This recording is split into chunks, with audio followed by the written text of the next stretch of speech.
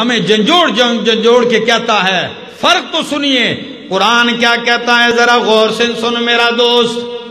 اللہ کے درمیان اور غیر اللہ کا تقابل قرآن پیش کرتا ہے۔ جن جن کو تم پکارتے ہو، اللہ فرماتے ہیں لا یقضون، کچھ بھی فیصلہ نہیں کر سکتے، اور اللہ کی شان واللہ یقضی بالحق، اللہ حق کا فیصلہ کرتا ہے۔ جنہیں تم پکارتے ہو، حاجت روا سمجھتے ہو، لا یخلقون، وہ کچھ بھی پیدا کر سکتے نہیں ہیں، اور میرے رب کی شان الخلق کل شیء فقدرہ تقدیرا۔ جن کو تم پکارتے ہو لا یسمعوا دعاءکم، وہ تمہاری پکار نہیں سنتے، اور رب کی شان یہ انہ هو السمیع العلیم، وہی سننے والا جاننے والا ہے۔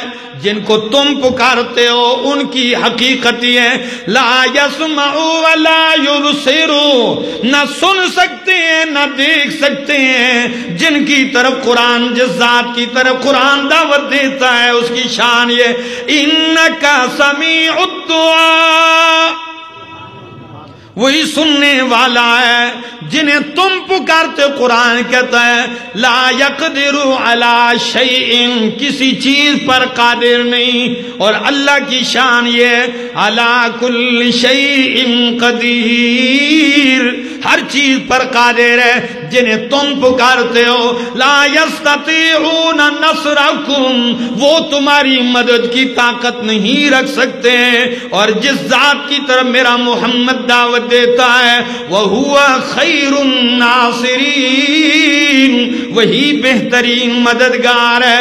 جنہیں تم پکارتے ہو لا یحیطون بشیء، وہ کسی چیز کا احاطہ نہیں کر سکتے، اور جس ذات کی طرف میرا محمد دعوت دیتا ہے اس کی شان یہ ہے احاط بکل شیء علما، اس نے ہر چیز کا احاطہ اپنے علم سے کر رکھا ہے۔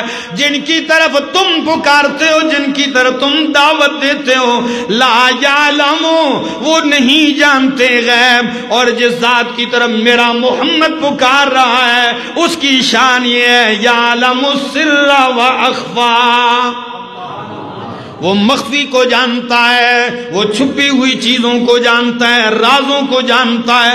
جنہیں تم پوجتے ہو لا یملکون مثقال ذرۃ، وہ ایک ذرے کی بھی مالک نہیں، اور جو میرے محمد کا رب ہے للہ ملک السماوات والارض، اسی کے لیے آسمان و زمین کی بادشاہی ہے۔ جنہیں تم پکارتے ہو ان کی حقیقت یہ ہے اموات غیر احیاء، وہ مردے ہیں زندے نہیں، آج زندہ ہیں کل ان پہ موت آ جائے گی، پرسوں ان پہ موت آ جائے گی، اور جس ذات کی طرف میرا محمد دعوت دیتا ہے اس کی شان یہ الحی القیوم، وہ زندہ ہے، القیوم تھامنے والا ہے۔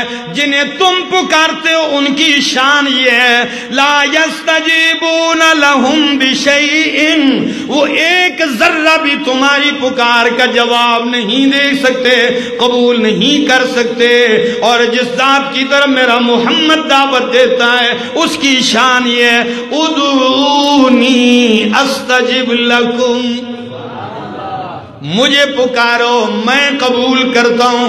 اذا سألک عبادی عنی فإنی قریب اجیب دعوت الداعی اذا دعان، تیرے پکارنے میں دیر ہو سکتی ہے، اس کے ہاں قبولیت میں دیر نہیں ہو سکتی، تیرے لیے مشکل ہے۔ میں اکثر کہتا ہوں لوگوں آپ اللہ پہ بھروسہ کریں، اللہ سے مانگا کرو میرا دوست، اس لیے کہ اپنے حالات کو نہ دے، کمزور تو ہے، تیرے حالات کمزور ہیں، میرا مالک کبھی کمزور ہو سکتا کمزور تو تیرے حالات ہیں، اور عجیب انسان کی کیفیت ہے، جب مانگنے پہ آتا ہے مالک سے تو بات کروڑوں اور اربوں کی کرتا ہے، لیکن جب مالک کے نام پہ دینے کا وقت آتا ہے تو پھر جیب میں کھوٹے سکے تلاش کرتا